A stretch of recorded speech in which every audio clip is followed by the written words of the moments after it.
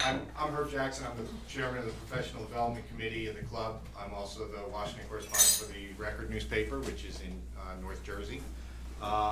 If you want to tweet about us, our hashtag is #NPCLive. If you want Wi-Fi, the SSID is NPC member Wi-Fi, and the password is all caps NPC, the word Wi-Fi, and then the number 1908, the year the club was founded. A few plugs: if none of you are members and you want to find out about membership, come and talk to me. We have, as you probably saw when you signed up for this, we have discounts for members when they want to sign up for training programs and other programs. And a few upcoming events. We've got we've got a luncheon speaker with the CDC director on May 26th. That's Tom Frieden, Center for Disease Control, talking about the Zika virus. And then on June 13th, the CEO of the Girl Scouts, Anna Maria Chavez, will be here. All of that you can find on www.press.org. This morning's program got changed a bit because, some senator from Texas didn't have the guts to stick it out. And I blame Carl for that. But we still have a lot to talk about. There are still going to be conventions, there are still going to be rules, there are still going to be things that can happen. And I hope that you have questions. I have a few questions, but first we're going to give our speakers a chance to talk for a few minutes about what they think is important that reporters should be watching. With us to my right is Ben Ginsberg, who was the National Counsel for Bush Cheney in 2000 and 2004. He's a partner at Jones Day Law Firm, an NBC and MSNBC contributor, and a recovering reporter who once did print journalism. Elaine Kmark is director of the Center for Effective Public Management at the Brookings Institute. She's also the author of Primary Politics, Everything You Need to Know About How America Nominates Its Presidential Candidates, although I guess you're going to have to tell us a few more things that you didn't think we needed to know. And Carl Lubsdorf is a Washington columnist for the Dallas Morning News. He was the AP, he was with the Associated Press from 1960 to 1975. The Baltimore Sun from 1976 to 81, and he's been with the Dallas Morning News ever since. So with that, Ben, why don't you just give us where you think we are and what we need to be watching for if there is peace and harmony in the Republican Party now? We're in a different place than we were 48 hours ago. Sometimes things happen fast, and I think what you see this week will change the convention a great deal because there won't be two candidates going head to head. Nonetheless, there are a couple of phenomena going on to watch. The first is that you started reading today in the major publications about how conservative grassroots Republicans are a bit miffed at a number of Donald Trump's policy positions. And so the traditional Reagan Republican true conservatives stand to have very basic parts of what they've stood for a number of years sort of changed by Donald Trump becoming the nominee. It's the old three-legged stool: economic part, national security part, and social issues part. He, as these articles make clear today, diverges from each one of those portions of the Republican primary electorate and traditional conservative interest groups. Second phenomenon, which I pay a little bit of less attention to, but still need to pay attention to, is his deficit in the polls. That's something that can change pretty quickly. I mean, a year ago, Marco Rubio was the inevitable Republican nominee, and Donald Trump was but an asterisk in the polls. So things do change in polls once things shake out and the matchup becomes clear. But what all this means for the convention is that principled conservatives will have some objections to the person who has become the nominee, and you'll still see three areas where that can possibly manifest itself at the convention. The first is the platform committee. The role of the platform in modern day politics is a little bit different than it has been. If there are people in the party who are worried about where Donald Trump is going to take it on any of the three issues clusters. It is reinforcing a platform at the convention where that will take place. The second aspect to look at are the rules issues. A smart campaign always looks at the rules package as how you protect the re-election of your candidate in 4 years, because you have to go into it with sort of an optimistic heart. It's what we did on the Romney campaign in 2012. The rules changes we put through were all designed for Mitt Romney's re-election 4 years later. So Donald Trump's people may well want to do some pretty fundamental things to the rules. Secondarily in the rules, if there is to be a conservative insurrection, that would take place over various rules fights. The third aspect is credentials. I mean, if Donald Trump's folks are really worried about Ted Cruz coming back into nomination, they'll either get involved in credentials challenges in some of the places that he's talked about where things they believe were not done fairly, like Louisiana and Missouri and Colorado, where they've already had some comments about that. So those three areas, and then all the procedural moves that could take place at the convention will be centered, I think, on those three areas.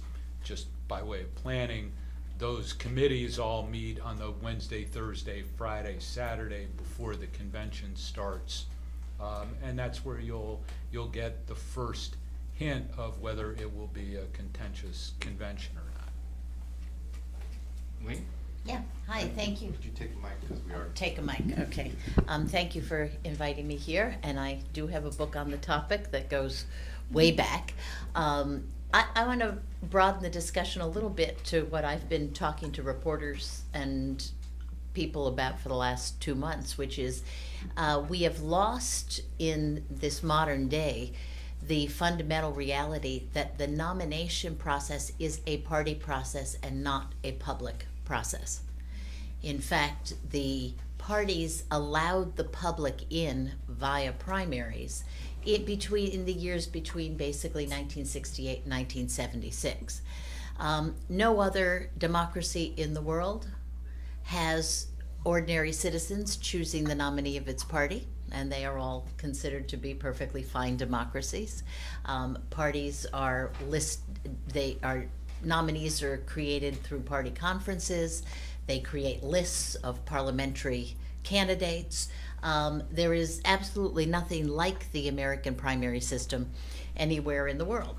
And the end result of this is that a lot of people looking at this race as it's unfolded have said to themselves, well, this isn't fair. This isn't fair. Who are these delegates? Who are these delegates? In the end, and the Supreme Court has reinforced this in many different ways, in the end, what a party does in its convention is protected by the First Amendment of the Constitution, it's freedom of association. So the Constitution doesn't give anybody the right to join a party, doesn't mandate that you join a party. That's something people do freely. They express their views in politics through parties. This is not a public process. This is, in the end, a party process. Now, having said that, once the parties between 1968 and 1972 opened up to primaries, and particularly to binding primaries, where the party rules themselves said the delegates ought to reflect the winners of the primaries, they injected into their own process essentially a public role, a role for the public. And in many states, almost anybody can vote in a primary. It's not very difficult. Not many states anymore have party registration. So when that happened, the expectations shifted. And so we come to the Republican Party's dilemma today. There's no way that the Republican Party in 1944, 1948, 1952 would have nominated somebody like Donald Trump. Even had Trump won and gotten into and won some of the primaries. Party leaders traditionally nominated people on two criteria. Did they think they could win a general election and help the rest of the ticket? And were they qualified to be president? That was it. It was pretty clean. Now, it doesn't mean we always had great nominees. I mean, parties in this old system nominated, Dwight D. Eisenhower and Franklin Roosevelt, but they also nominated a bunch of losers too. So it's not that this was a perfect system, but that was the system. And so we come to the current dilemma, particularly in front of the Republicans, but the Democrats could have their own version of this as well, which is, in the end, this is a party decision. But the parties have allowed the public to think that they're making the decision, which then can cause the parties significant backlash if they don't go with the winner of the public. And this is really very difficult. The Republicans are going to will seem to be deciding that they're just going to roll their dice and take their chances with Trump at the top of the ticket. But they do still have the authority to go to their convention, vote against Rule 16, unbind themselves from the primaries, and vote for somebody else. Parties in their conventions can do pretty much whatever they decide by majority rule to do. Thanks, Herb, and thanks for giving me credit for the demise of Senator Cruz. I actually take credit for this, having written a column about a year ago saying there was no way he could get nominated or elected. And now you don't have to eat it like Dana. Well, I ate it moderately a couple of weeks ago, explaining how he got as far as he got. I'm going to actually go give a little history and a little press history and about how some of all of this happened. I think I may be the only living reporter who has covered the issue of rules back to where it started. It started in 1968 when supporters of Robert Kennedy and Eugene McCarthy felt they had been screwed in the nominating process. And they, in fact, had been screwed in the nominating process. In state after state, there were caucuses that were held unannounced in places, or like in Texas, the governor picked all the delegates, and it was really not a democratic system, and they felt that it was the height of the Vietnam War, that the public and the view of the Democratic rank and file wasn't being recognized. And I was assigned by the AP to cover an ad hoc committee that was set up under the chairmanship of the late Governor Harold Hughes of Iowa to document these, and then was assigned to cover the Rules Committee at the convention. Everyone was covering, the street demonstrations and whether McCarthy would beat Humphrey. And I was on the 57th floor, maybe it was the 41st floor, of the Conrad Hilton Hotel covering the Rules Committee. And in all the stories about what happened in Chicago, and you probably read some, one of the things that happened there, besides everything else, was the phone company was on strike. And because the phone company was on strike, special phones couldn't be installed for the press, as they always were in those days, when there was one telephone company, and that was done. And when I went to cover the rules, that was my second convention with the AP, second convention ever. This year will be my 26th and 27th. And I looked around, and there were two payphones. And I thought to myself, now is the time to do something that someone once showed me about, to make sure I always had a phone. In those days, you could unscrew the mouthpiece of a phone, and there was a piece inside it was called diaphragm, and you could turn it upside down and render the phone inoperative. And so I doctored one of the two payphones on there. And it really worked great. Every time I needed to call the office, I had a phone, and every time anyone else needed to use that phone, it didn't work. Including the chairman of the committee, Governor Sam Shapiro of Illinois. I remember him coming out. I was sort of staying there to make a call. I said, yeah, that phone's hadn't been working too well. And anyway, the one night I dictated a new lead, and when I called into the desk, they said they had gotten a query from the New York Times. The late Warren Weaver, who was later a great friend of mine, was covering it. And the Times was saying that they had nothing of whatever it was that I had dictated. And I said helpfully to my editor, well, maybe he's having trouble getting a phone. Well, in any case, what happened on that committee is really the grandfather or the grandmother of everything that's happened since. Because the McCarthy-Kennedy forces, who didn't have a majority of the committee, put together a minority report. And one of the issues at that convention was something called the unit rule. You don't see this anymore. Under the unit rule, a majority of a state delegation voted, the entire delegation voted the way the majority voted. And many states had a unit rule. And this was another way in which the party leadership and the establishment controlled the votes.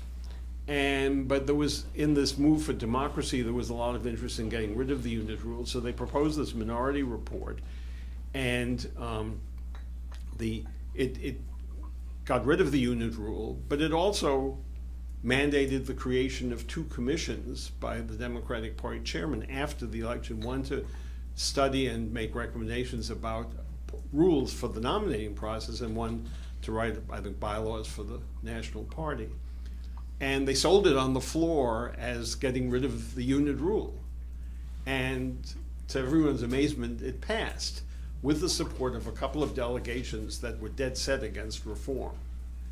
And so the McGovern Commission was created. And the McGovern Commission wrote the first rules for the nominating process. Until there were no national rules. And one of the differences between the parties that you sort of see here is that the Republicans have always taken the view, and Ben, correct me if I'm wrong, that they're a states' rights party, and it was really up to the states to set their rules for the nominating process.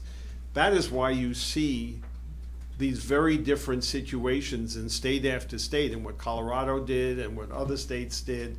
There was no national, the only thing they were governed by nationally is the requirement passed at the last convention that delegates had to vote the way the public had, voted in a primary or caucuses, basically.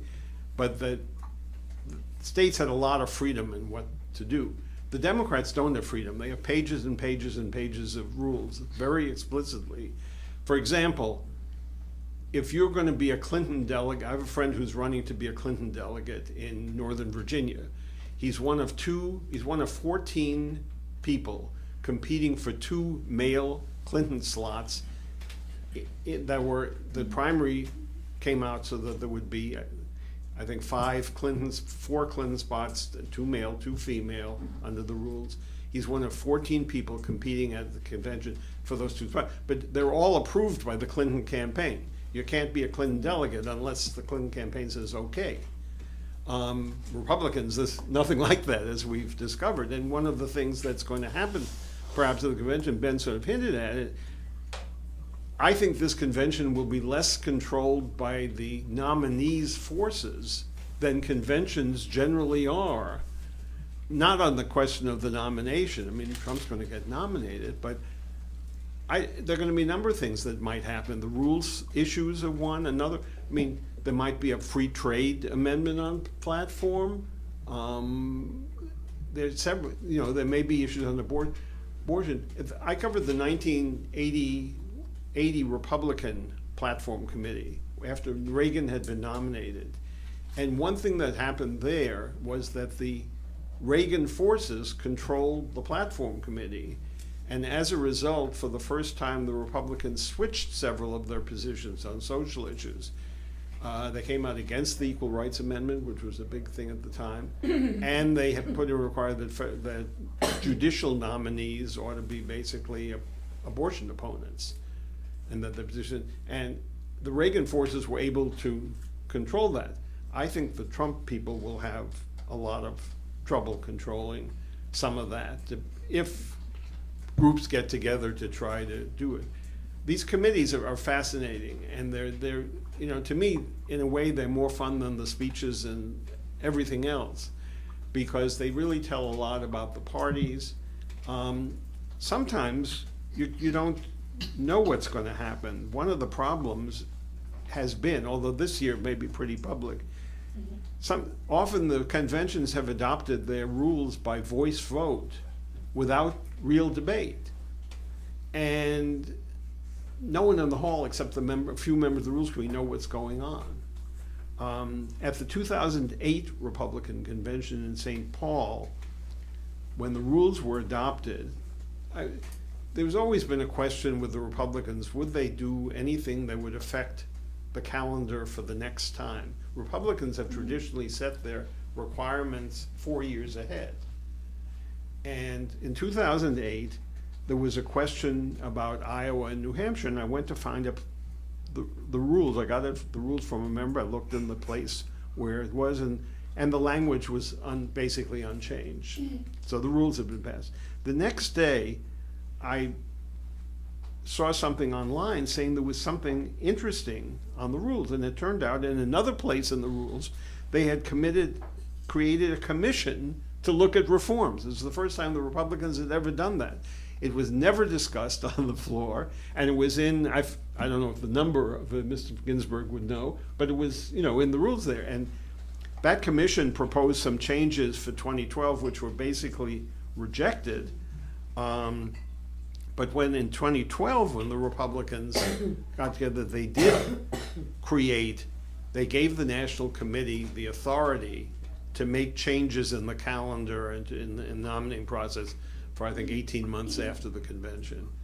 And I say a lot of this stuff, there'll be public debate about some of the issues there, but you can't guarantee that what's really going on is going to be publicly debated.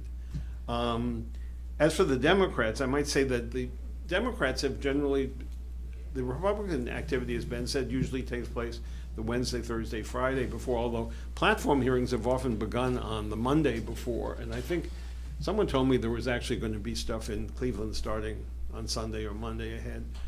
The Democrats, some years ago, adopted procedures to have all of their debates platform credentials.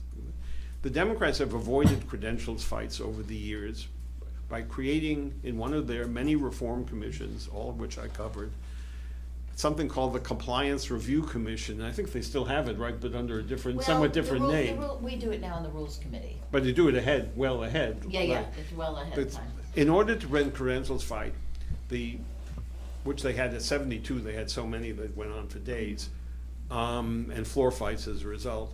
The states have to present their plan very explicitly on how they're going to pick their delegates to the party well ahead, like October 1st ahead. And if there's anything in it that is different from the rules or would create a problem, it is discussed at that point. So it is very hard, as a result, to bring a credentials challenge unless these explicit rules are not carried out. But the rules area is one where the Sanders people are talking about basically two things. One is the thing that Elaine mentioned, the question of who should participate in the nominating process.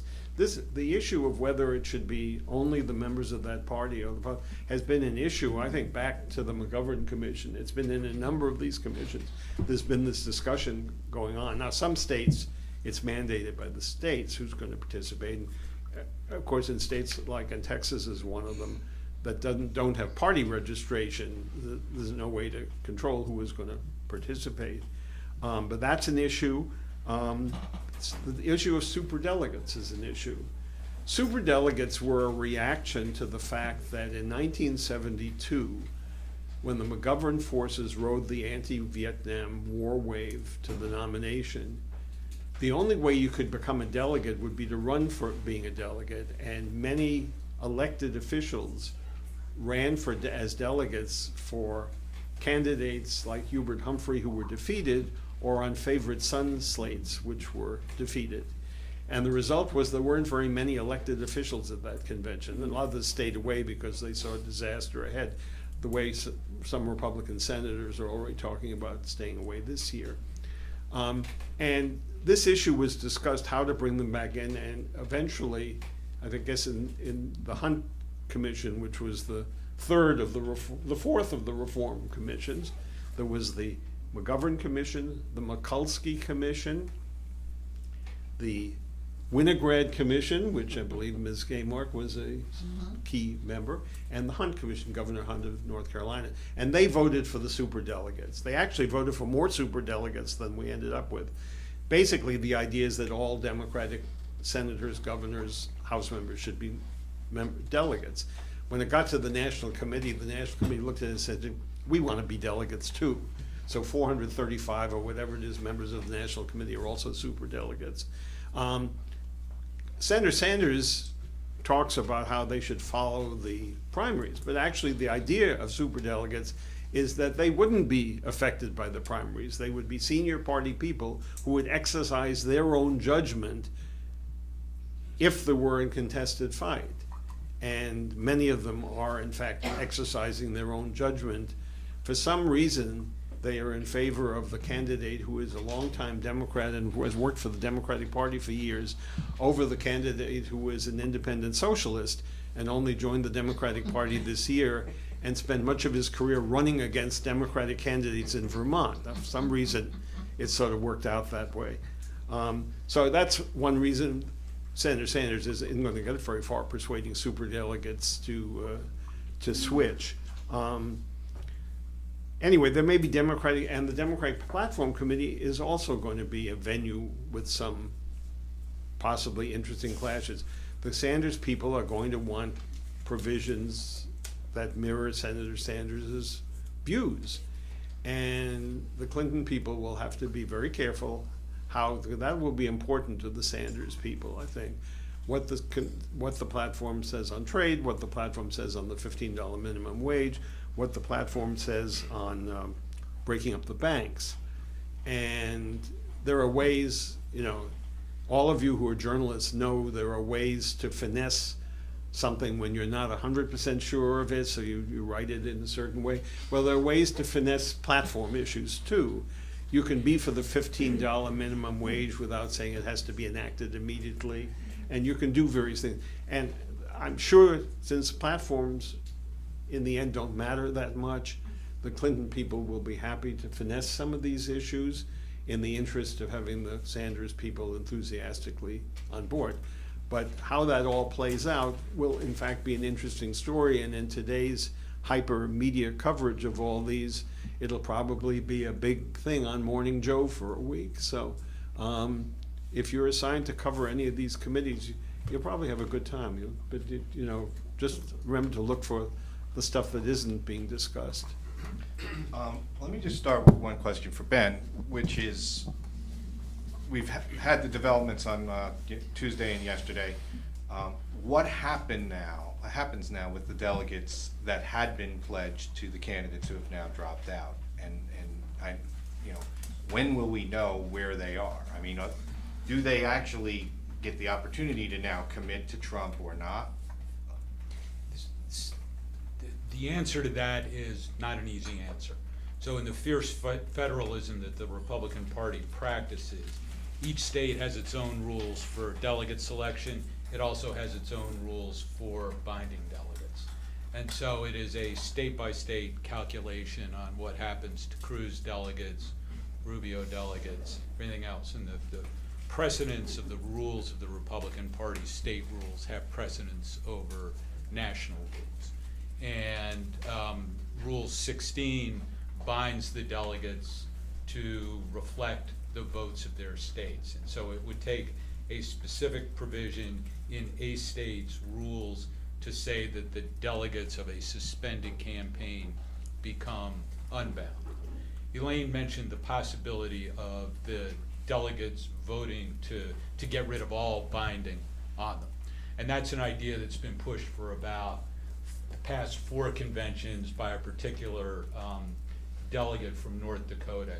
You will not run out of fingers and toes counting the number of votes he has ever gotten on a Republican Rules Committee, let alone in this particular year when you had a sort of populist uprising, and the effect of unbinding the delegates would be to say, oh, the heck with all those people who voted. Us, the party elites, are now going to decide who the nominee is.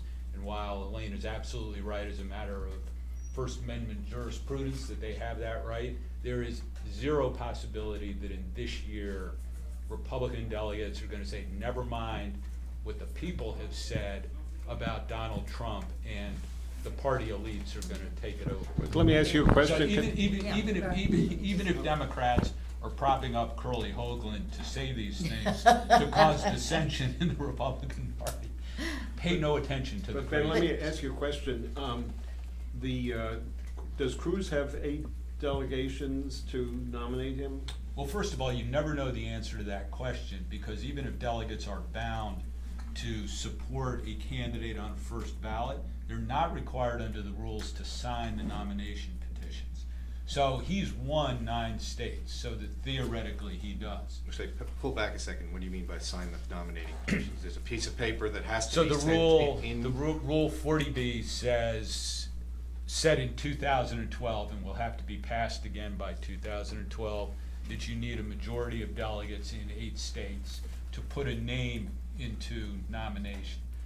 That has always meant signing an actual petition that says, we're the majority of delegates in this state, you get a majority of signatures, you put it into play. There's no requirement that a delegate pledge to a candidate sign the nominating petition, number one. And number two, that's one of the rules changes that could take place in Cleveland, where if Donald Trump actually controls the Rules Committee, a debatable proposition, but if he does, he could raise that number to 10 or 15 or however many states. As it was raised from 5 Yeah, to we 8 by raised the it. Romney people Yeah, to we prevent raised it. Ron Paul from being nominated. Yeah. Which goes to the other point about the nominating rule, what the nominating rule means. It is, in this era, a time management rule. It is not a nominating rule. And so the reason that the rule is in there and the way it's worded is that Buddy Roemer got a delegate in 2012. You don't want Buddy Roemer taking up prime time at a Republican convention to give a speech. So the 5-state, 8-state rule has always been there to control the program. And as a matter of historical precedence, people who are not nominated under Rule 40B have always received votes and tallies. So in the multi-ballot scenarios that are now no longer relevant, I think, part of what the issue would have been was whether people not placed in nomination could still win the nomination of the Republican Party, which I think they could. And what I was going to say vis-a-vis Rule 16 is one of the reasons Democrats are so fascinated with it is that we had our own version of this fight in 1980. In 1980, we had a rule that required that delegates be bound according to the results of the primary, and if they voted against the person they were elected to represent, they could be replaced on the floor. Okay, so it's a very strong rule. Senator Ted Kennedy ran a very aggressive race against President Carter all the way through the spring and actually got into favorable territory and picked up some momentum close to the convention. And so he went into the convention to challenge Jimmy Carter and to try and move Carter delegates to him. The test vote, and this is a concept that you'll hear around a little bit, particularly if one or more of the conventions gets contentious, is there's always a test vote, right? What is the true strength of one candidate or another in the hall? So the test vote for the Republican convention in 1976 was the Mississippi Challenge, which tested how strong President Ford was against Ronald Reagan. The test vote at the 1980 convention was this binding rule, which the Kennedy forces called the robot rule, right? Because they said, the delegates are supposed to go out there and be like robots. The Carter forces won that. Carter got the nomination. It wasn't a pretty sight, but he got the nomination. But one of the things that happened as a result of that was that Democrats sat back and said to themselves, okay, how should we bind our delegates? And the current rule, and it's one which I think has a great deal to commend itself because it both gives credence to the votes of the voters, but it also offers a loophole for extraordinary circumstances. And the current rule reads that delegates shall, in all good conscience, vote for the candidate they were elected to represent. And that loophole, in all good conscience, has never been used yet, but I can give you a scenario when it probably would have been used. Imagine if Senator John Edwards in 2008 had actually been winning delegates and had maybe a plurality or a majority of delegates in June. Well, what we learned in August of 2008 was that Senator Edwards was involved in a real mess, okay, with a mistress and a baby and cover up using election funds, and it was kind of a mega scandal. Obviously, if he had been the front runner, instead of that news breaking in August, it would have broken much earlier because people were talking about it. And you can imagine a situation where Democrats went to Denver in 2008 and looked at that rule and said, well, I know I was elected to be a Edwards delegate back in March, but hell, we didn't know all this mess was going on, and I'm bolting. So I bring this up because this question of how much the primaries bind the delegates is a constant tension within the parties. The parties are very loath, as been articulated, to go against the will of the voters because, that's bad. You can lose votes, you can kill your base, lose in the general election, etc. On the other hand, you can envision a lot of situations where people get to a convention and say, what seemed like a good idea in February and March is not a good idea now. And that, I think, opens up the possibility for a contested convention, probably not this time, but at some point in the future. But it's But minimized. you would not do it by Rule 16 in binding, because there is all that tension. If you actually, and there's some argument that under Rule 12, if you want to look it up, you can't really amend Rule 16, even although a convention can do whatever it wants.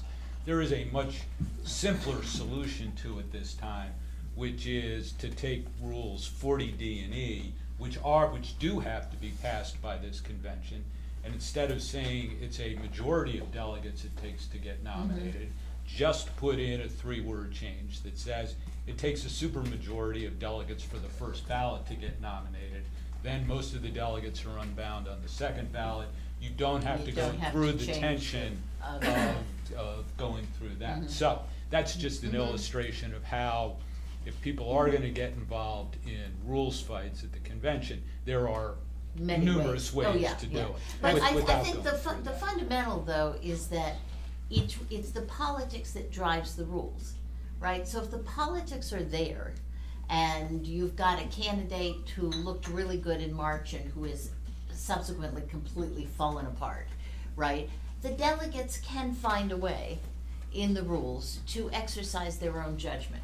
But they're not going to do that because, after all, these people all have to go home, right? A lot of them are political figures, or they have political aspirations, etc. They've got to answer to people. So delegates don't just go willy-nilly changing their mind about who they're going to vote for if it wasn't the person they were expected to vote for as a result of the primaries. But I would think it would be less likely in the Democratic Party with the elected delegates simply because they're all approved by the candidate. Right, yeah, see, And the so Democrats get to approve their delegates, so if it you is less got likely. a proper campaign, you're not going to have many wild cards.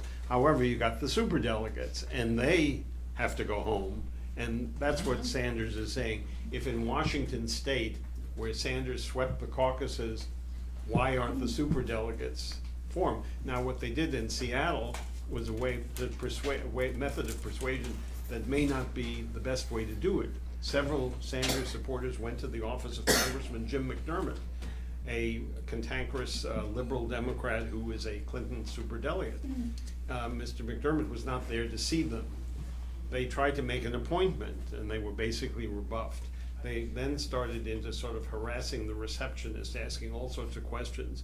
They were finally told if they didn't leave, they would be arrested. They were subsequently arrested. And one of them said afterwards, "This is what we wanted."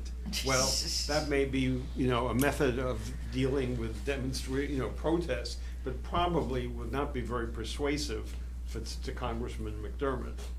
So, but they are under pressure. I noticed that Pat Leahy, the senator from Vermont, said he would vote the way the majority of Democrats in the country voted. And the chairperson of the Vermont Democratic Party actually said she would be for Sanders, but I think there are other superdelegates from Vermont who are not for Sanders, No, that's because right. he spent his career running against Democrats.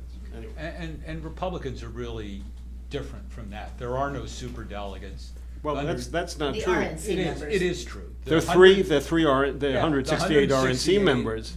but they're not superdelegates in the sense that they have a free will about who they vote for. The 168 members of the RNC are all automatic delegates to the convention, but they're bound by their state rules to support their statewide winners. So they're allocated along with the other at-large delegates. So they're not at all the same. And the second point about Republican delegates is that the candidates themselves only have direct input in naming about a quarter of the delegates. Either they get to write slates, as in California and New Hampshire, or delegates run directly on the ballot as pledged to a particular candidate.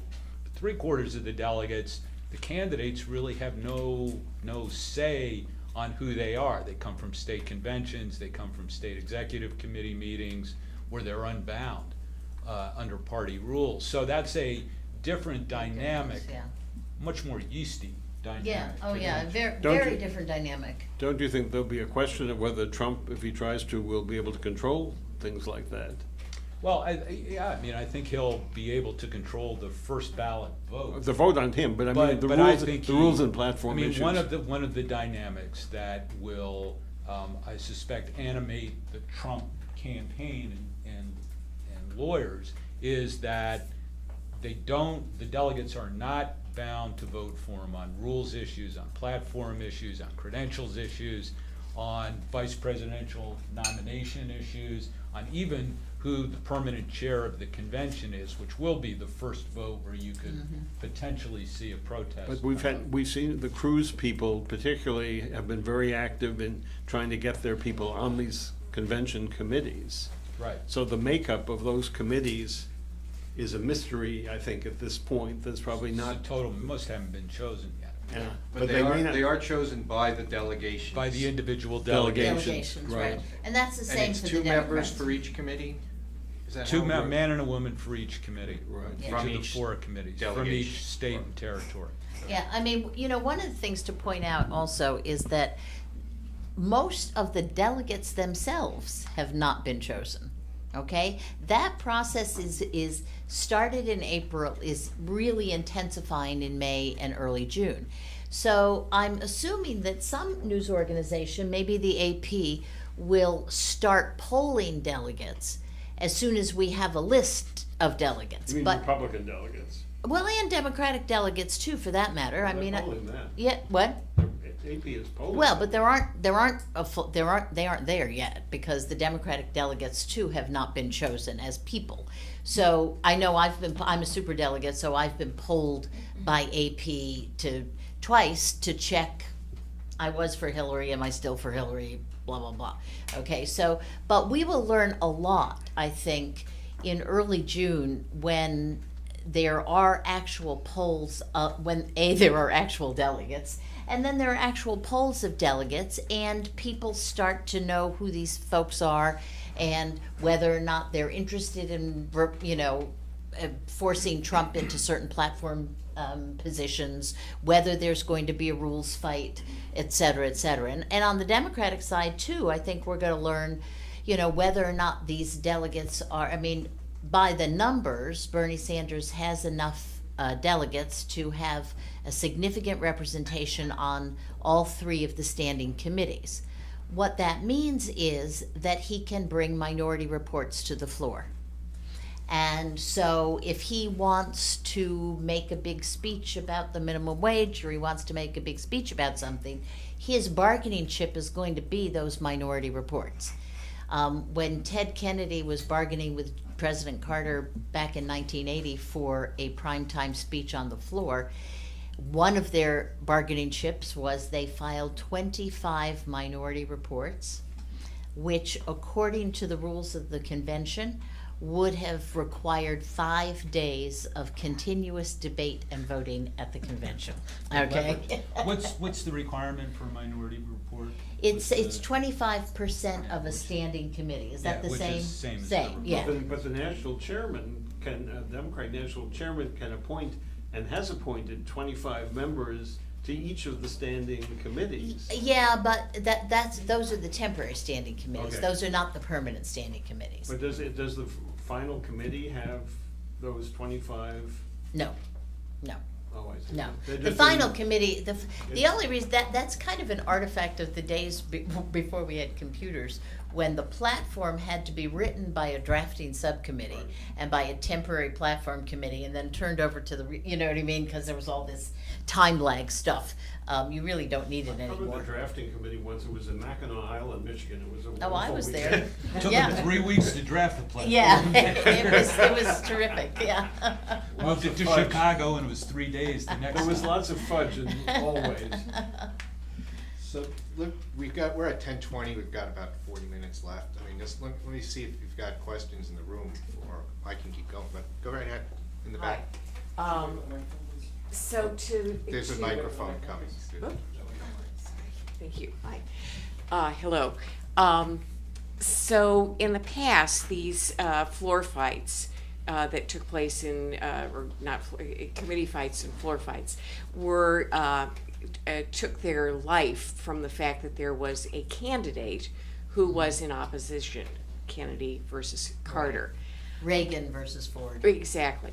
So do you see, Mr. Ginsburg, do you see a leader of a movement, someone who has the appetite to lead this, or is this going to be a fractured series of skirmishes with different groups fighting over different things? Is there going to be somebody to be a focal point for opposition, and is that necessary? It's helpful but not necessary. I don't know who that person is. I do think, again, if you read the papers today, you see the movement conservatives all beginning to talk and get worried about that. To me, and maybe Carl is the Cruz whisperer, can help us with this, but I, for the life of me, can't figure out why Ted Cruz decided to drop out instead of be that person. He may still be that person. Well, he's now made it a lot tougher for himself than staying in.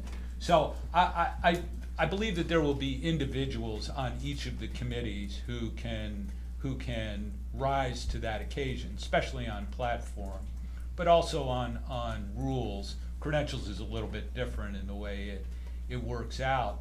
I think it is still possible that, as a matter of rules, not necessarily political reality, that someone from the conservative movement can get nominated. I mean, it's still possible to put in nomination somebody with the majority of delegates of X number of states.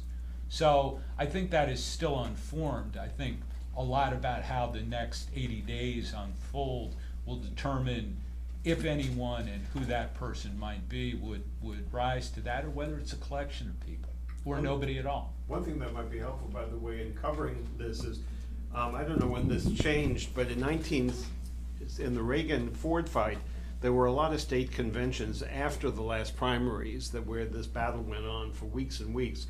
But I think this year, and maybe it's been true all the state conventions will be over by the end of the primaries. So all the delegates will in fact be picked by June 7th or 14th or whenever it It's is. that following weekend. Yeah. By Weekend that after the following 7th. weekend. So there will be a month between that and the convention, when either in your state or if you're covering it in a broader way on an issue, the delegates will be known. Now, whether they coalesce, as Ben says, may depend on whether someone takes leadership.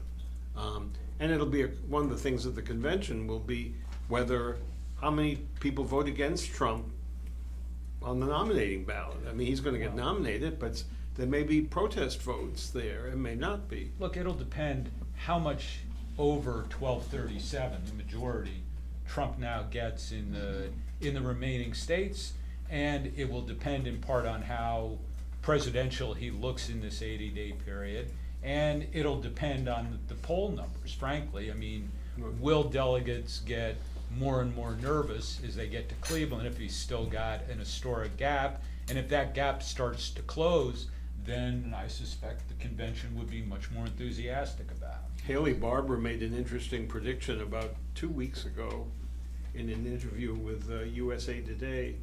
I can't remember the name of the reporter.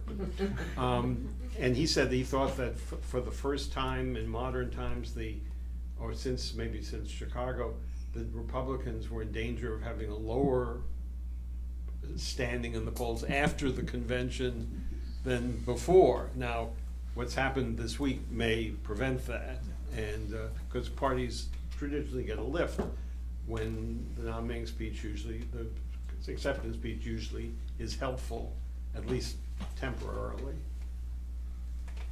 Yeah, yes, my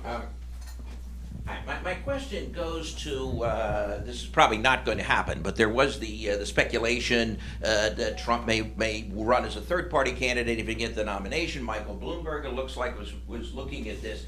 If some really rich guy, a Bloomberg, a David Koch, or somebody came around at this point and wanted to run as a third-party candidate, could they still get on the ballot in sufficient number of states to actually win, or could they at least get on enough to be a spoiler in an election? In other words, what would be the status at this time now of somebody being able to get on the ballot in any states as a third-party candidate? Well, in some states they could do it, but basically it's too late to be able to Because get. of the process. Well, if you're not on enough state ballots to have 270 electoral votes, Right. then you're not going to get into the debates, which presumably would be part and parcel of what any third-party candidate would do. So I think it's too late unless that candidate could persuade both the Green and Libertarian parties to Right. give him or her their line on the ballot, which I think is. Would you say It's too got- late just administratively? To be Well, able I to- mean, No, just not under the time practically. that Michael Bloomberg had the timeline correct for if you're going to be a third-party candidate, which is you have to pull the trigger by March 15th. Right.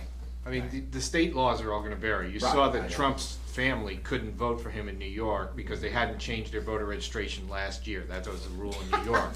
But It's because Hillary Clinton's home state has the most restrictive Yeah. voting Right. laws in the But country. technically, I think the first state deadline for getting on the ballot is Texas, and I think that is, it's like in a week or two maybe. Yeah, I mean- Technically, you could do it, but realistically, you I don't couldn't even think mobilize the technically. I don't even machinery think to do technically it you at could this do it. point. In my state, if you want to run as an independent, you have to file by primary day, which is, I cover New Jersey, which is, primary day is June 7th. So they don't want people losing the primary and running in the general. Sore loser law. So, yeah, so Yeah. you have to file your petitions by primary day.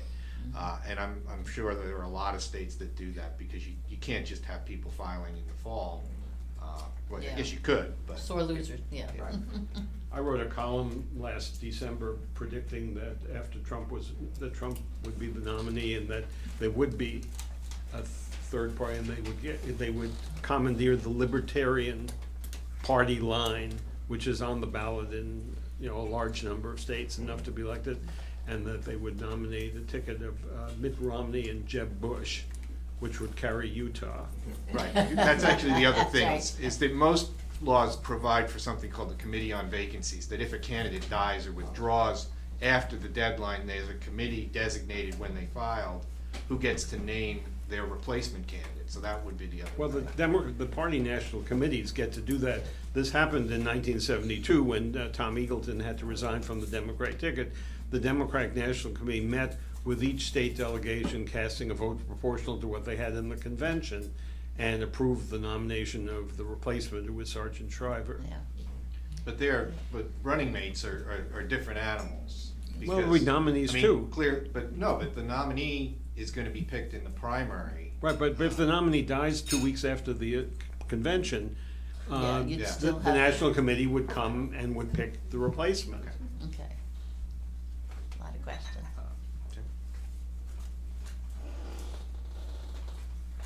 I'd like to have an opinion of three of you. Like, I think Ben made clear that he thinks it's very unlikely that there can be a contested convention in any way.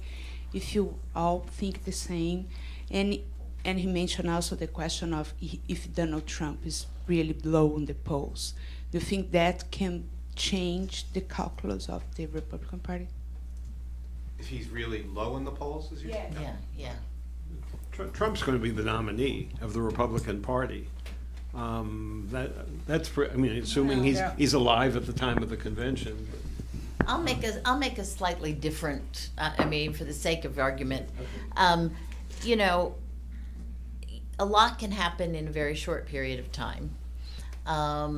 There's a lot that's very strange about Donald Trump. And you could envision a scenario. It doesn't look very likely after the Indiana primary, but you can envision a scenario where things disintegrate in the coming months, where he gets lower in the polls as opposed to higher in the polls. He doesn't close the gap with Hillary. In fact, the gap increases, where there's more investigative reporting about his life, his women, his business practices, etc., and where he's looking like a real drag on the party come Cleveland. And at that point, you can imagine a scenario where there's an anybody but Trump movement. Now, these generally fail, okay? In 1972, the Democrats had an anybody but McGovern movement because McGovern went into the Democratic convention looking like a real drag on the ticket. And he was, okay? The interesting thing about this is those calculations do tend to be correct. He was a real drag on the ticket. But in convention, the movement failed. The forces of the party regulars, as they call them, Mayor Daley's forces, lost the key votes. McGovern was in charge of the floor, and McGovern did prevail. Part of what 1972 on the Democratic side teaches you is that you can't beat a very unpopular candidate with nobody. And that's why it's kind of amazing to me that Ted Cruz dropped out, except for one thing about Ted Cruz, which I've been sort of surprised to see, is the intent of the animosity towards him from his colleagues in the party. In other words, to upend somebody who's winning public votes in a primary is basically asserting the right of the party to choose the nominee. And you can't call on your colleagues to assert the right of the party if they hate your guts. And so that, I think, has been, I think a Ted Cruz type candidacy, run by anybody but Ted Cruz, Marco Rubio may had have been the one alive. might have been very different. Just so we're being balanced here, the Democrats could be plunged into exactly the same abyss Elaine describes if Hillary Clinton Yes. gets indicted. Right, Or even exactly short of right. indictment, if Or the even if the Comey FBI recommends actually and the Justice takes- Department doesn't pull the And there trigger. you do have an alternative candidate who does not have the same kind of negatives that Cruz has in the Republican Party. Meaning? Sanders. Yes, that's right. And You do that have is a- actually one of the arguments that the Sanders campaign was making yesterday on the news, which is all the polls show us doing better against Mm-hmm. Trump than Clinton against Trump. And if you talk to especially young Democrats, they do not like Secretary Clinton. They'll vote for her, but they're not happy about it. So you have that dynamic. Oh yeah, that dynamic. All I'm saying is that dynamic can happen in either party, right? But a lot of things have to come together for that to happen. But what's also true in this year, we never would have had this conversation in 2012 or 2008 or 2004 or 2000, where we would even feel comfortable Right. coming up with scenarios for the other Right. party's demise. But Yeah. this year, This year I can is- do it for you, you can do it Yeah, for me. it's really quite remarkable. Well, given that, can you say something off of what happened with Ford and with Carter, that no matter how the convention ends, does it doom the nominee because of what happened going into the convention? Well, I mean, this year, let's assume that the probable happens and it's Donald Trump and Hillary Clinton. You then have the two least popular presidential candidates in history, who ironically live about a half mile from each other in New York. So one way or another, New York's better represented than the rest of the country. It's not a Northeast thing, all right? It's just the Isle of Manhattan thing. So I think this is an unpredictable year, as it entirely has, with two really unpopular, historically unpopular candidates, which is a different dynamic and a different set of polling results than perhaps we've seen before.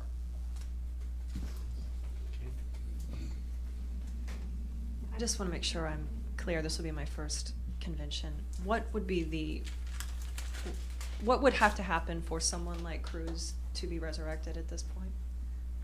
It's the second So ballot. I mean, So you want the complete hypothetical here? Yes. Because Yes. this Well, is a something, Yes. something Thank you. would have to happen or be disclosed, other than a health question. Something would have to be disclosed about Trump No. that was so disqualifying, it seems to me. And the Washington Post has 24 reporters working on a bio of Donald Trump. So presumably, if there is anything there, they may find I it. believe that there are Democratic Oppo researchers working on doing it. it too, Well, right, right. Which would be more worse. So here are a couple of It- ways, in the complete hypothetical vein, it could happen. It could happen by unbinding all the delegates, which would then mean that Donald Trump doesn't have a majority of them. You could change the rule to require it to be a supermajority for the first ballot, which would then lead to a second ballot where 2/3 of the delegates are unbound and presumably not in Donald Trump's camp. So those are the sort of the rules changes that But could but take even place. before that, Cruz and Kasich are still on the ballot in New Jersey and California. If something circumstantial were to happen that Trump didn't win those states now, and somebody else won their delegates, then he would. Presumably you have to have somebody to carry that message, which Right. you don't have now. Plus, in California, New Jersey's a winner-take-all state, so that this is not as true. In California, it's a very Democratic state. 39 of the 53 districts are controlled by Democrats. There are very few Republican voters in most of the congressional districts. It was actually imminently winnable for either Cruz or Kasich to go district by district in California. You know, there were 8 districts where there was no Republican who even made the congressional ballot in 2014 because of the top 2 rules. There were another 10 where the Republican congressional candidate, got less than 25,000 votes in a 570,000 person district. So to win that requires a really granular ground game, which was doable, but you got to have somebody in an organization to do it, which there won't be. You know, one thing that I think might help all of you going to your first convention is that these things do unfold in a set pattern. Okay, so the first thing you will watch is the 3 standing committee meetings, the rules platform and credentials. The Republicans tend to have theirs close to their convention date. The Democrats tend to have theirs further away and in various cities around the country.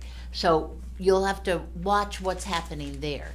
If, in fact, there's going to be a contest, right, if the politics drive some sort of contest, by the time you arrive in in Cleveland or even in Philadelphia, you will know what the test vote is. So one of the minority reports that comes out of these, or maybe more than one, but it's usually one, that comes out of these committee meetings prior to the convention will become the test vote, and the candidates will treat it as such. So, for instance, going back to 1980, that was my first convention that I worked. You know, on the merits, right, of whether or not delegates should be bound and be robots, et cetera. Well, there were plenty of Carter delegates who thought, no, we should have some discretion, et cetera. But it was clear when everybody arrived in the convention city that if you were a Carter delegate, you were going to vote to be a robot, whether you wanted to be a robot or not, because that had become a test of Carter's strength in the convention. And so what'll happen is, and a lot of people, you know, I remember back in 1980, there were a bunch of us very young people, Tom Donlin, Tad Devine, and myself. Tad's now running the Bernie Sanders campaign. But we were working this for the politics that it was, and then there were a lot of people who actually thought this was like about the issue. Well, it wasn't about the issue at all. It was about was Carter going to be in control of that convention? So if there's not peace and unity developing over the next couple of months in both these parties, there will be one vote probably that tests the proposition. Is Donald Trump in control of his convention? Is Hillary Clinton in control of her convention? We can't say, Ben and I could give you many, many options, right? But who knows really what that might be. Yeah, just in the spirit of guerrilla warriors and real hypotheticals, Elaine makes a really good point about keep your eyes on the convention committees that the Republicans will have meeting the week before. The way it works is they meet as temporary committees the week before. It's the same people who will eventually become the permanent members, and they vote on all the changes, and that becomes the rules, credentials, and platform, and you take a vote that says you're not going to change anything when you go and become the permanent committee. And the sequencing is the convention gets gavelled down, the roll gets passed, so you have permanent delegates. The permanent convention committees go off the floor to meet. There's nothing that says you can't open things up again in the permanent committee on the day of the convention, off the floor, where you won't see it in all likelihood. And if you were going to be an absolute guerrilla warrior about this, you would wait until the permanent committee to start throwing up your objections and writing your minority reports. Yeah, and the Democrats are different. So the Democrats will report out from their committee, and they will report out the minority reports. And so the vote on Monday night will be the Credentials Committee vote. Do you accept the vote of the Credentials Committee?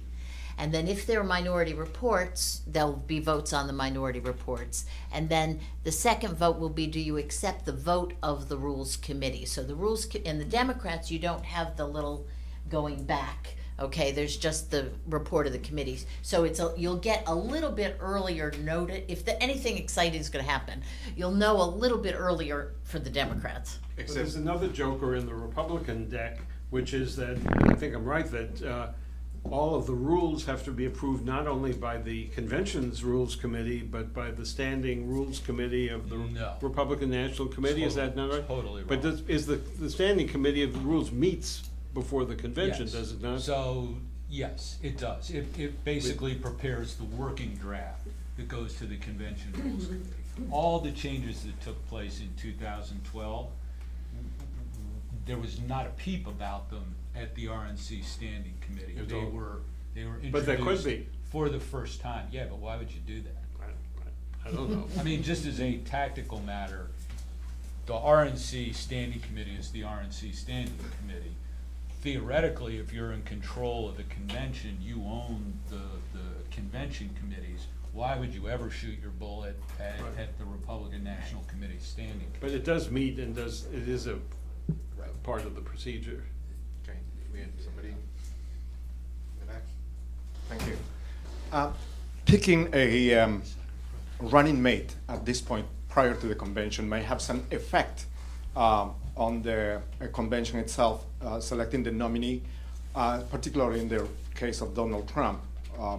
We heard this morning that they are talking about someone that might be the Republican insider. Mr. Trump said yesterday that he is inclined to pick someone who comes out of the political community, someone could help him pass his proposals in Congress. And I believe in one interview he was asked about Kasich and said something nice about Kasich, but they haven't really given any clue. They don't seem to have started their process. the Democrats did something rather interesting, and Elaine maybe knows more about this than I do. There was a story in the New York Times recently about possible running mates for Secretary Clinton, and the list they leaked looked suspiciously like the real list. There were 5 names on it. Senator Tim Kaine of Virginia, Senator Sherrod Brown of Ohio, former Governor Deval Patrick of Massachusetts, Tom Perez, the Labor Secretary, and there was a 5th. Castro. No, Castro wasn't among them. wasn't on them? There was a 5th person on the list. But anyway, it was it looked like, and then they said Castro was another one being Castro and considered. Booker also ran. Yeah, but it actually, most people think that it's probably between the 2 senators, Brown and Kaine, but, that may depend also on what happens in the rest of the primaries, what the state of the Sanders challenge is at that point, whether they, someone like Sherrod Brown is a little more populist than Tim Kaine. But she'll have pretty much control, My question presumably. was if picking a running mate at this point will have any effect on the Yes. convention. Sure. Maybe. Sure, but you know what, can I tell you that I think that picking a running mate at this point is probably usually a bad idea. And the reason is that that's a big card that the candidate has to play. And why would you use that card now? It's not necessarily going to help you get any votes. I just think it's not good politics. I thought that Cruz's picking Carly was completely ridiculous. I thought that was like a truly boneheaded move. She'd gotten no votes. She didn't have a constituency. She wasn't going to help him with anything. I just thought that was really not smart. Can I tell you just a little historical fact, though? For most of American history, from 1832 to 1968, when conventions of superdelegates basically nominated candidates, many of those conventions ended up in a negotiation where the vice presidency was given to somebody in order to cut the deal, in order to get the deal for the nomination. One of the practical consequences of that, and I've written a paper on this, which I'll publish someplace soon, one of the practical consequences is that for much of American history, presidents and their vice presidents have hated each other's guts. And so Teddy Roosevelt's vice president never went to the White House. He used his office in the Senate as president of the Senate and spent a lot of time working against the president's proposals in the Senate. Heck, Hubert Humphrey was never invited to Camp David Yes. when he was Lyndon Johnson's vice president. Yeah. If you want a really good summary of what the vice presidential selection process should look like, the Bipartisan Policy Center, I think 2 weeks ago today, published a study that I was fortunate enough to help with, but by people from both the Democratic and Republican campaigns on the process on which you should use. And the number 1 criteria should be somebody who voters can see taking over the office. Number 2 should be compatibility with the president, because that's not really an ideal situation for governing. And you need to take your time with the process these days and do a really thorough vet, which would argue against announcing now. Because what you really want from your vice president is to have that immediate bit of acceptance that this is a good person to govern, and then not read about the vice presidential then candidate. you don't want to, that's right. Because it's not going to be good. People don't vote for the vice presidential candidate. And Joe Biden came from a state with 3 electoral votes, and Dick Cheney came from a state with 3 electoral votes. Both got elected and reelected.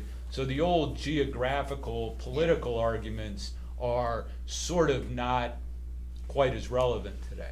This really changed after the Eagleton affair. Eagleton was one of the last vice presidential candidates picked in the period right after the nomination of the president. They usually used to get together then often and then meet and decide who would be the running mate. I covered that in 1968 when Muskie was picked to be Humphrey's running mate. And Eagleton was such a disaster that when Jimmy Carter saw he was going to be nominated, he asked the Atlanta attorney, who was very close to him, to set up a process to screen the backgrounds of candidates. And that's become a pretty common practice now. And starting with Mondale, the vice presidents have, for the most part, not all of them, become major figures and major advisors because they're picked exactly for the reasons Ben mentioned. And so it's the old, if they can help in their home state, fine. Someone was asked on TV the other day, what was the last vice presidential candidate who helped elect a president? And the answer was probably Lyndon Johnson in 1960. Yeah, that's what I would say, Lyndon Johnson. And you could say that Sarah Palin hurt John McCain, but there's no real statistical evidence of that. You know, McCain wasn't going to win that election anyway in the end. So, but to govern, to help govern, and there was actually, well, I thought Cruz did one thing that was right. He talked about the criteria for vice president with knowledge and experience, character and judgment. Those are pretty good criteria. Now the person he picked may not have quite fit those criteria, but that's another story. Actually, she's had her hand up for a while. Yes. Sorry. Thank you. In terms of covering the convention committees, what of the deliberations and decisions are accessible to the press, and what happened behind closed doors? Is there someone on each committee that's assigned to liaise with the press? Does one have to develop one's own sources? How does one cover these best? Well, yes to all of that. Yeah, yeah. The proceedings are open to the press. Yeah. That is not to say a lot won't take place behind the scenes where you'll never see it. They'll probably be on C-SPAN. Right. In fact, Yeah. you can probably go and look They at will. C-SPAN now and see them from past conventions. But if you're going to You'll be cover- like viewer but- 10. But if you're going to cover, you want to find out who's on the committee. If you're from, what's your journalistic organization? The website Think Progress. The website Think Progress, In where? based in DC. It's Okay. Elaine's people. Well, anyway, you want to find someone on the committee you know, Okay. that you may have covered in Congress, or may have been a staff member, or if you're from a regional paper who is from your state, and make early contact with that person, because that person can often be very helpful to you. And even though most of it is public, it is, if you're really covering it intensively, it is good to sort of be wired into the operation like you would covering anything. Yeah. I think that's good advice. It's a lot happens where you can't see it, right? But you, as soon as they come back into formal session, you can figure out what happened. I mean, it's not exactly rocket science. I mean, they'll come back in and suddenly the Hillary Clinton representative will be, I ran the Gore platform operation 2000, and I wore a bright orange dress. And that was intentional and very handy, because basically whatever I voted, the Hillary people on the committee knew that was what they were supposed to vote. Yeah, So, I mean, one of the good- you'll be able to see it.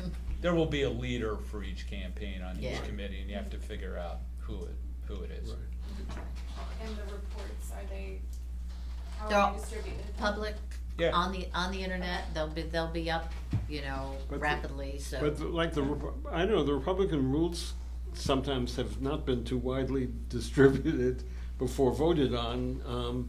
And if you weren't there, Well, under the Republican process, the activity comes as people put in amendments. but I So that remember there's in what- St. Paul in 2008, it was very hard to get a copy of the rules which had been adopted. The only way you could get it was to go down the floor, find a friendly member, and ask him to give you a copy of Well, the rules. They were not distributed to the press. The process itself is a little bit complicated, because what you do have is the draft from the RNC that comes over as the working draft. Then there are a ton of amendments dropped in on that, most of it handwritten.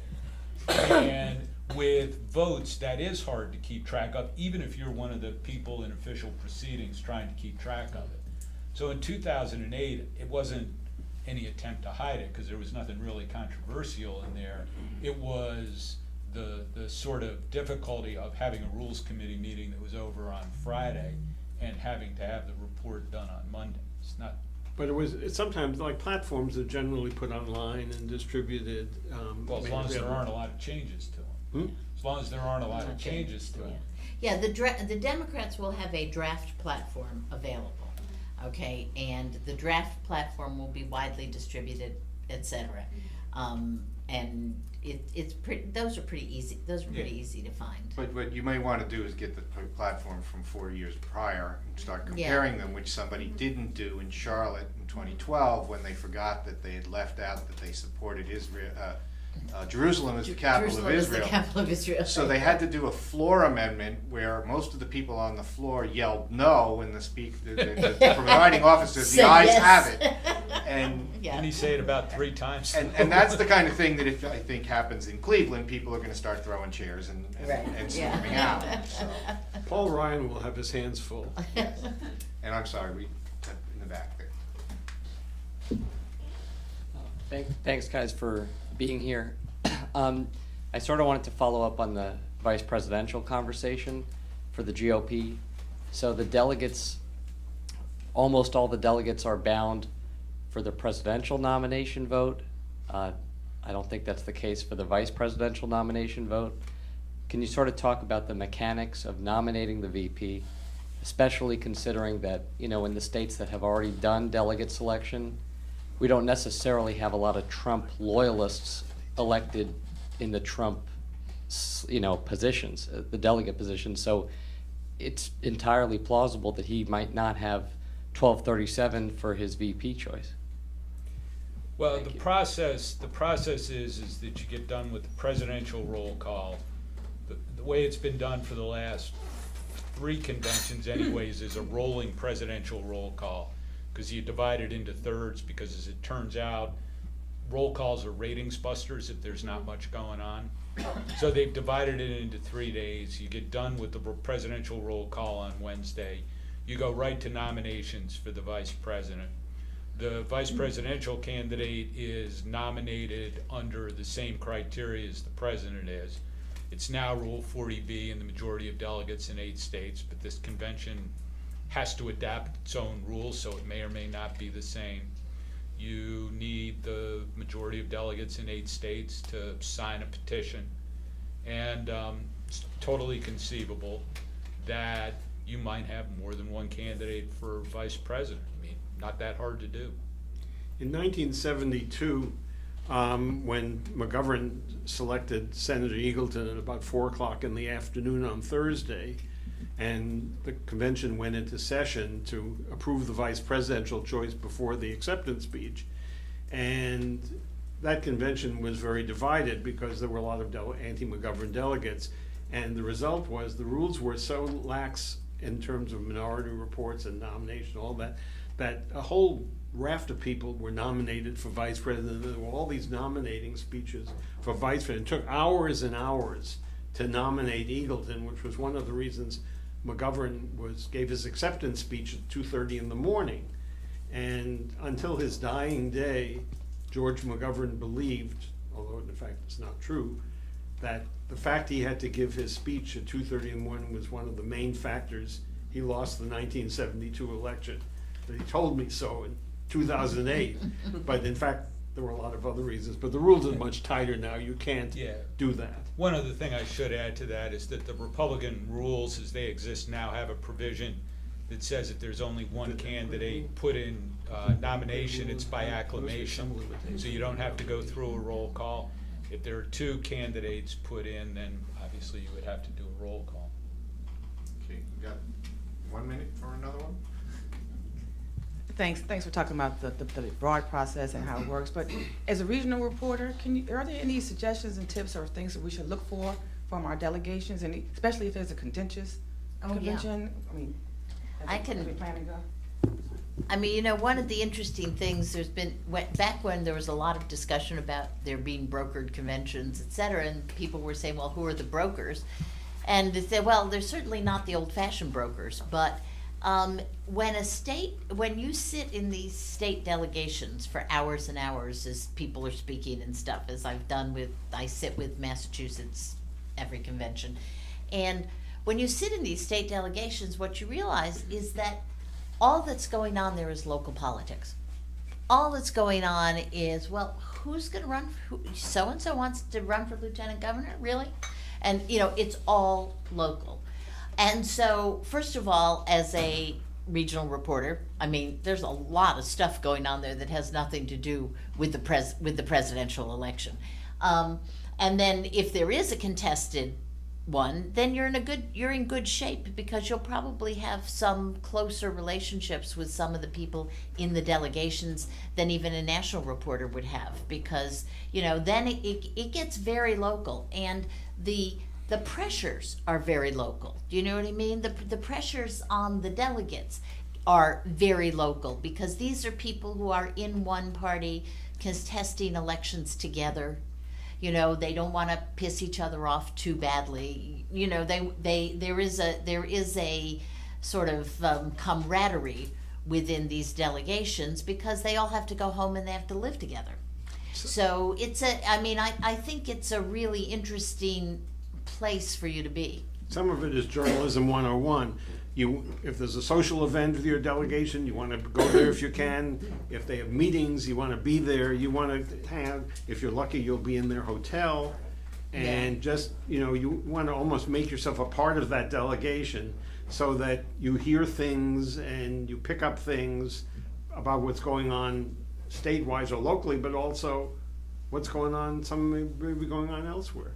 But you'll also have each state sending 2 delegates to the rules and credentials and platform committees, so get to know who they are, figure out if they are, as we saw with the delegate selection process, did the cruise people all make those spots in your state, or are they, in my state, the governor is controlling everything, and he endorsed Christie, so he's gonna make sure that only Christie people are gonna get on these committees, so that, whatever the Trump position is, if Christie is still with Trump at that time, will be what they push for.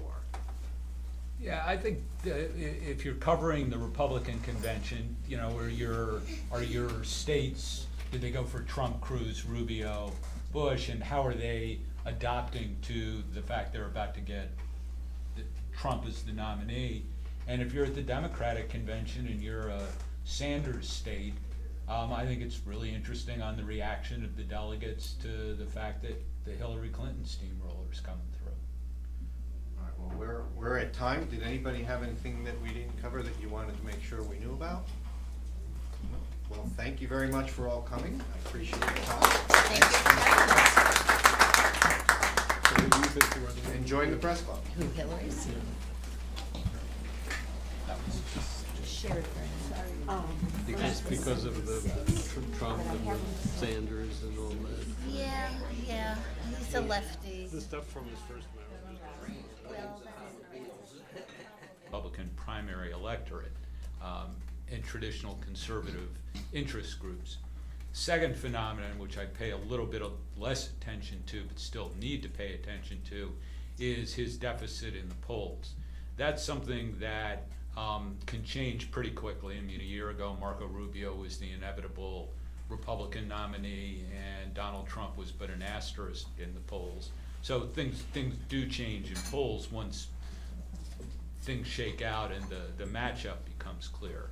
But what all this means for the convention is that principled conservatives will have some objections to the person who has become the nominee, and you'll still see 3 areas where that can possibly manifest itself at the convention.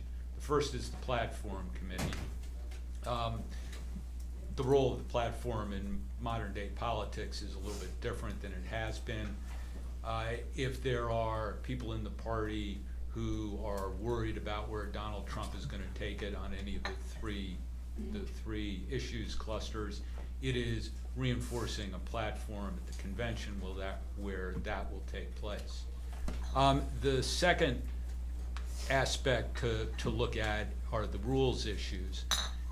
A smart campaign always looks at the rules package as how you protect the reelection of your candidate in 4 years, because you have to go into it with sort of an optimistic heart. It's what we did on the Romney campaign in 2012.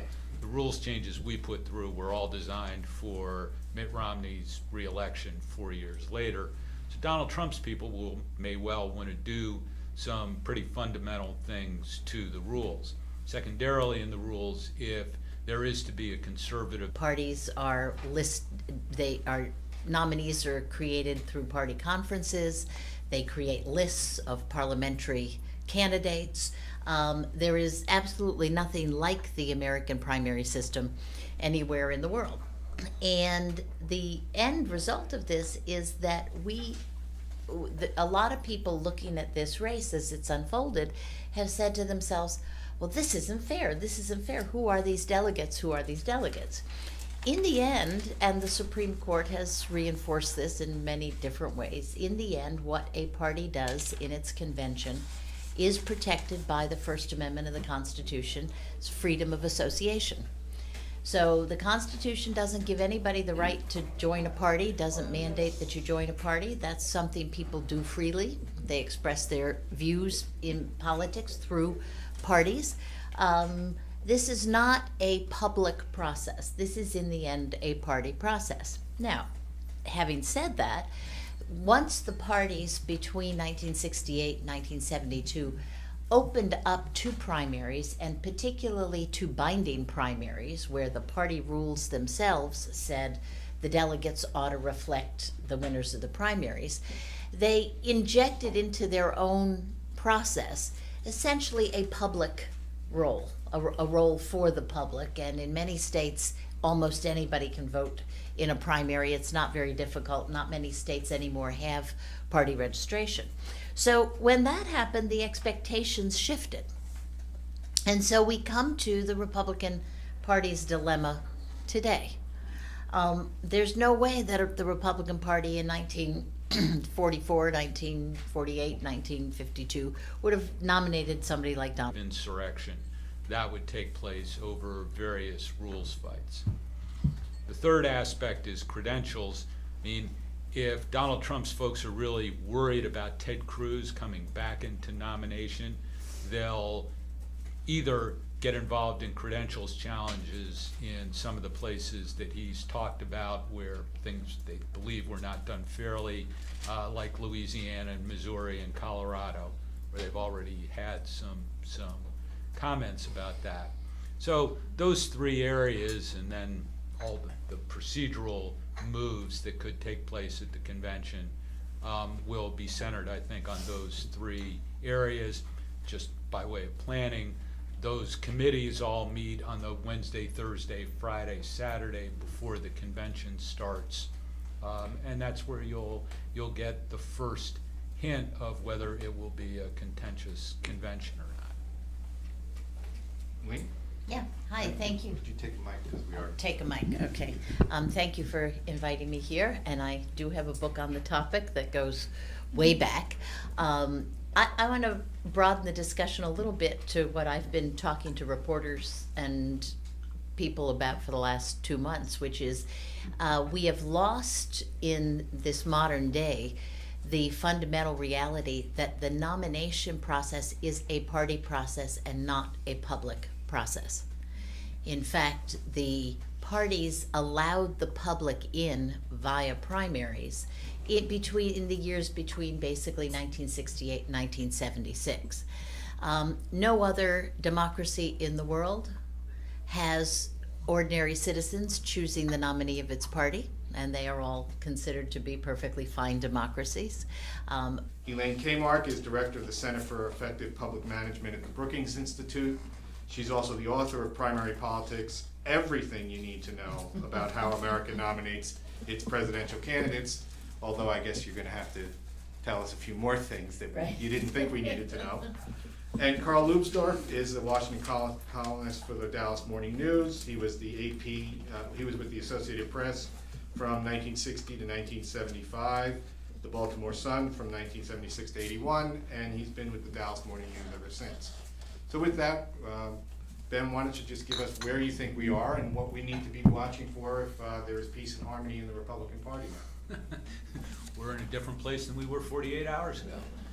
Sometimes things happen fast, and I think what you've seen this week will change the convention a great deal because there won't be two candidates going head to head. Nonetheless, there are a couple of phenomenon going on to watch. The first is that you started reading today in the major publications about how conservative grassroots Republicans are a bit miffed at a number of Donald Trump's policy positions. And so the traditional Reagan Republican true conservatives stand to have very basic parts of what they've stood for a number of years sort of changed by Donald Trump becoming the nominee. You know, it's the old three-legged stool, economic part, national security part, and social issues part. He, as these articles make clear today, diverges from each one of those portions of the Republican. I'm Herb Jackson. I'm the chairman of the Professional Development Committee of the club. I'm also the Washington correspondent for the Record newspaper, which is in North Jersey.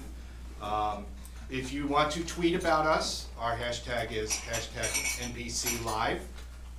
If you want Wi-Fi, the SSID is NPC member Wi-Fi, and the password is all caps NPC, the word Wi-Fi, and then the number 1908, the year the club was founded. A few plugs: if none of you are members and you want to find out about membership, come and talk to me. We have, as you probably saw when you signed up for this, we have discounts for members when they want to sign up for training programs and other programs. And a few upcoming events. We've got a luncheon speaker with the CDC director on May 26th. That's Tom Frieden, Center for Disease Control, talking about the Zika virus. And then on June 13th, the CEO of the Girl Scouts, Anna Maria Chavez, will be here. And all of that you can find on www.press.org. This morning's program got changed a bit because, you know, some senator from Texas didn't have the guts to stick it out. And I blame Carl for that. But we still have a lot to talk about. There are still going to be conventions, there are still going to be rules, there are still going to be things that can happen. And I hope that you have questions. I have a few questions, but first we're going to give our speakers a chance to talk for a few minutes about what they think is important that reporters should be watching. With us to my right is Ben Ginsberg, who was the National Counsel for Bush Cheney in 2000 and 2004. He's a partner at Jones Day Law Firm, an NBC and MSNBC contributor, and a recovering reporter who once did print journalism.